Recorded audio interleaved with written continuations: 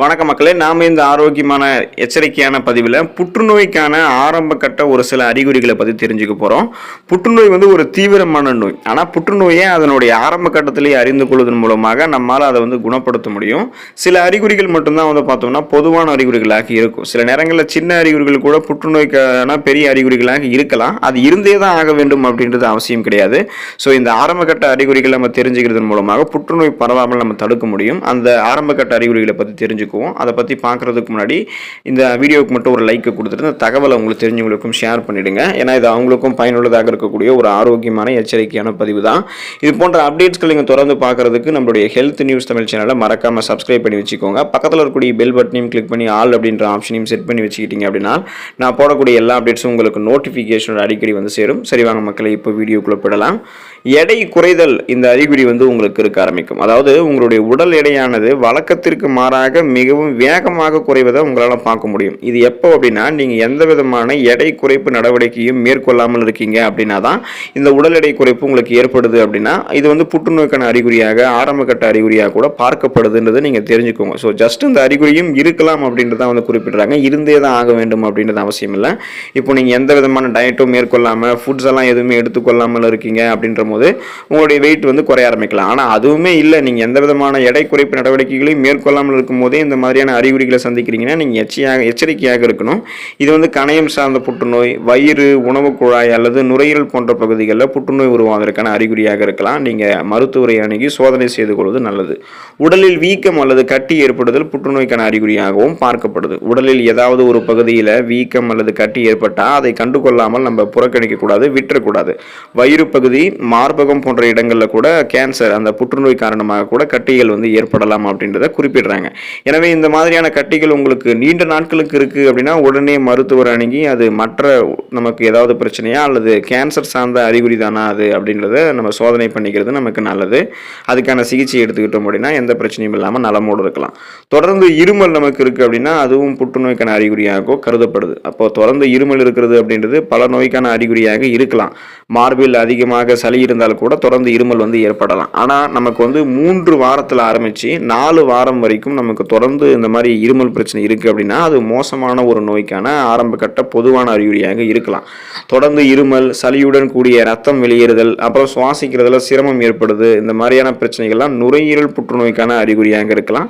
So நீங்கள் இதை test பண்ணிக்கிறது ரொம்ப ரொம்ப நல்லது. மச்சம் அல்லது மருவில் மாற்றம் உங்களுக்கு ஏதாவது இருக்குது அப்படின்னா இதுவும் புற்றுநோய்க்கான ஆரம்ப கட்ட அறிகுறியாக தான் பார்க்கப்படுது. உங்களுடைய மச்சம் அல்லது மருவில் ஏதாவது மாற்றம் ஏற்படுது அப்படின்னா அதை நீங்கள் புறக்கணிக்க கூடாது, கண்டுகொள்ளாமல் விட்டுறக்கூடாது. பெரும்பாலான மக்கள் இந்த விஷயத்தை கவனிக்க மாட்டாங்க. ஏன் அப்படின்னா இது மற்ற தோல் சார்ந்த பிரச்சனையை நினச்சிக்குவாங்க. ஆனால் இது ஸ்கின் கேன்சர், தோல் புற்றுநோய்க்கான அறிகுறியாக கூட இருக்கலாம். உங்களுடைய சருமத்தில் ஒரு புதிய மரு உருவாகிறது அல்லது புதுசாக மச்சம் உருவாகுது அல்லது ஏற்கனவே இருக்கக்கூடிய மரு மச்சத்தினுடைய நிறம் மாறுறது, சைஸ் அதிகரிக்கிறது, அந்த அளவு அதிகரிக்கிறது, இது போல பிரச்சனைலாம் நீங்கள் கண்டீங்க அப்படின்னா இது உடனே நீங்கள் மருத்துவர் அணுகணும். அவங்க உங்களுக்கு ஆலோசனை வழங்குவாங்க. இது மற்ற தோல் சார்ந்த பிரச்சனை தானா அல்லது ஸ்கின்கான ஒரு கேன்சர் ஸ்டார்ட் ஆகுதா இல்லையான்றதை அவங்க உங்களுக்கு சொல்லுவாங்க. சிறுநீரில் ரத்தம் கலந்து வெளியேறுதல் புற்றுநோய்க்கான அறிகுறியாக கூட பார்க்கப்படுது. இப்போது சிறுநீர் வழியாக ரத்தம் வெளியேறுதல் அப்படின்றது குடல் புற்றுநோய்க்கான ஆரம்ப அறிகுறியாக இருக்கலாம். மேலும் நீங்கள் பார்த்தோம் அப்படின்னா வழக்கத்தை விட அதிகமாக கழிப்பறைக்கு போயிட்டு வரீங்க சிறுநீர் கழிக்கிறதுக்கு அல்லது மலச்சிக்கல் பிரச்சனைலாம் தொடர்ந்து எதிர்கொண்டுட்டு இருக்கீங்க அப்படின்னா இந்த மாதிரி பிரச்சனையை நீங்கள் புறக்கணிக்க கூடாது. ஸோ இது மற்ற பிரச்சனையாக இருக்கும். நம்ம சாப்பிடாம தண்ணி குடிக்காமல் இருக்கிறதால இந்த மாதிரி பிரச்சனை ஏற்படும் அப்படின்னு நினைச்சக்கூடாது. இது சிறுநீரக புற்றுநோய்க்கான அறிகுறியாக கூட இருக்கலாம். வலியுடன் சிறுநீர் வெளியேறுதல் மற்றும் கீழ் முதுகில் வலி போன்ற பிரச்சனை எல்லாம் புரோஸ்டேட் புற்றுநோயான அறிகுறியாக கூட இருக்கலாம். நீங்க செக் பண்ணிக்கிறது ரொம்ப ரொம்ப நல்லது. கடுமையான உடல் வலி உங்களுக்கு தென்பட ஆரம்பிக்கும். உங்களுக்கு எந்த விதமான காரணங்களுமே இல்லாம தொடர்ந்து வாரக்கணக்கில் உடல் வலி இருக்கு அப்படின்னா அது புற்றுநோய்க்கான அறிகுறியாக கூட இருக்கலாம். புற்றுநோயினுடைய ஆராய்ச்சியின் படி, ஸோ அந்த ரிசர்ச் படி பார்த்தீங்கன்னா புற்றுநோய் கட்டிகளானது எலும்புகள், நரம்புகள் மற்றும் பிற உடல் உறுப்புகளில் அழுத்தம் கொடுக்குமா. அந்த மாதிரி அழுத்தம் கொடுக்கறதால அதிகமான வலியை அது ஏற்படுத்தலாம் அப்படின்னு கூறப்படுது. ஸோ அதனால உடல் வலி நமக்கு ஏற்படலாம். ஸோ நீங்கள் உடல் வலி அதிகமாக வாரக்கணக்கில் உங்களுக்கு இருக்குது, எந்த விதமான ட்ரீட்மெண்ட்ஸ் பார்த்தும் சரியே ஆகலை அப்படின்னா அது ஒருவேளை கேன்சருக்கான அறிகுறியாக இருக்கா இல்லையான்றதை செக் பண்ணிக்கோங்க. உங்களுக்கு ரொம்ப ரொம்ப நல்லது. தொடர்ந்து நெஞ்செரிச்சல் பிரச்சனை இருக்கிறது புற்றுநோய்க்கான அறிகுறியாக பார்க்கப்படுது.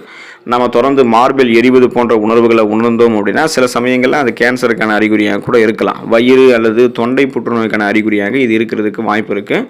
அப்போ உணவை விழுங்குவதில் சிரமம் இருக்குது அப்படின்னா அதுவும் வந்து புற்றுநோய்க்கான ஆரம்ப கட்ட அறிகுறியாக கருதப்படுது.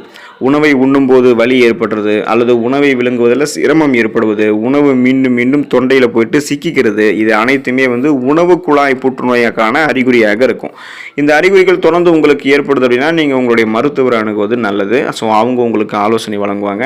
இரவில் அதிகம் வியர்த்தல் பிரச்சனை இருக்குது அப்படின்னா இதுவும் புற்றுநோய்க்கான அறிகுறியாக கூட இருக்கலாம். இரவில் வியர்ப்பது ஒரு சாதாரணமான விஷயம் அப்படின்னாலும் சில சமயங்களில் இது புற்றுநோய் ஏற்படுவதற்கான அறிகுறியாக கூட சிம்டம்ஸாக இருக்கலாம் அப்படின்றத குறிப்பிட்றாங்க. பொதுவாக இது லிம்போமா புற்றுநோயினோட அந்த புற்றுநோயினுடைய அறிகுறியாக இருக்கலாம். இந்த வகை புற்றுநோய்கள் உடலில் நிணநீர் மண்டலம் மற்றும் இரத்த நாளங்கள் போன்ற பகுதிகளை பாதிக்கும். ஸோ இந்த மாதிரி பிரச்சனை இருந்ததுன்னா நீங்கள் முதல்ல பயப்படக்கூடாது. மருத்துவரை அணுகி அதுக்கான ஆலோசனை பெற்றுக்கொண்டு ஆரம்ப கட்டத்திலேயே அந்த அறிகுறிகள் இருக்கும்போது சரி பண்ணிக்கிறது நல்லது. உடலில் தடிப்புகள் தோன்றுதல் கூட புற்றுநோய்க்கான அறிகுறியாக வந்து உங்களுக்கு பார்க்கப்படுது. லூகேமியா என்ற இரத்த புற்றுநோயால் பாதிக்கப்பட்டிருக்கூடிய நபர்களுக்கு சருமம் சார்ந்த பல பிரச்சனைகள் வந்து ஏற்படலாம். அதில் உடல் முழுவதும் தடிப்புகள் வந்து காணப்படலாம். சருமத்திற்கு தோலுக்கு அடியில் இருக்கக்கூடிய சிறு சிறு இரத்த நாளங்கள் உடைவதால் இந்த தடிப்புகள் வந்து உண்டாக ஆரம்பிக்கும். இரத்த செல்களினுடைய அமைப்பில் சமநிலை இல்லாத காரணத்தினால சருமத்தில் ஏராளமான மாற்றங்கள் தோன்ற தொடங்கும். ஆகவே இது போன்ற அறிகுறிகளை ஒருவர் வந்து லேசாக எண்ணிடக்கூடாது. மருத்துவர் அணுகி அதுக்கான சிகிச்சைகளை மேற்கொள்வது நல்லது. கண்களில் வலி ஏற்படுவது புற்றுநோய்க்கான அறிகுறியாக கூட கருதப்படுது. கண்களை யாரோ குத்திவிட்டது போன்ற கடுமையான வலி தோன்றுது அப்படின்னா கண்களில் புற்றுநோய் செல்கள் வளர்வதற்கான முக்கியமான ஆரம்ப கட்ட அறிகுறியாக கூட இது இருக்கலாம். இந்த அறிகுறிகளை பெரும்பாலான நபர்கள் வந்து தவிர்த்துருவாங்க. ஸோ நமக்கு வந்து மற்ற கன்ஜெக்டிவைட்டிஸ் நோய் ஏற்படுது, அதிகமாக நம்ம வந்து ஃபோன்ஸ் லேப்டாப்ஸ் பார்க்குறதால அதிகமாக வந்து கண் பார்வை வந்து நம்ம வெளிச்சத்தில் வச்சுருக்கிறதால தான் அந்த பிரச்சனைலாம் ஏற்படுதுன்னு நினச்சிக்குவாங்க. அது தவறான ஒரு புரிதல். அது என்ன அப்படின்னாலும் மருத்துவரை அணுகி நம்ம ஆலோசனை பெற்றுக்கொள்வது தான் நமக்கு நல்லது. அடிக்கடி தலைவலி ஏற்படுவதும் புற்றுநோய்க்கான அறிகுறியாக பார்க்கப்படுது. ஆரம்பத்தில் நமக்கு லேசாக தான் இருக்கும் தலைவலி. இந்த மாதிரி தலைவலி வந்து படிப்படியாக தொடர்ந்து அதிகரிச்சுட்டே வருது, எந்த விதமான மருத்துவம் பார்த்தும் அது சரியாகலை அப்படின்னா அது புற்றுநோய்க்கான ஒரு அறிகுறியாக கூட இருக்கலாம். ஆகவே வழக்கத்திற்கு மாறாக தலைவலியை அனுபவிக்கக்கூடிய நபர்கள் வந்து ஆரம்பத்திலேயே மருத்துவரை அணுகுவது நல்லது. ஏன்னா இது வந்து பிரைன் டியூமர் கேன்சருடைய அறிகுறியாக கூட இருக்கலாம். அதனால் நீங்கள் வந்து அதை செக் பண்ணிக்கிறது ரொம்ப ரொம்ப நல்லது. இந்த மாதிரி அறிகுறிகள்லாம் உங்களுக்கு இருக்குது அப்படின்னா நீங்கள் முதல்ல பயப்படக்கூடாது. ஸோ இது உங்களுக்கு இருக்குது அப்படின்னா இது புற்றுநோய்க்கான ஆரம்ப கட்ட அறிகுறியாக இருந்தே ஆக வேண்டும் அப்படின்றது அவசியம் இல்லை.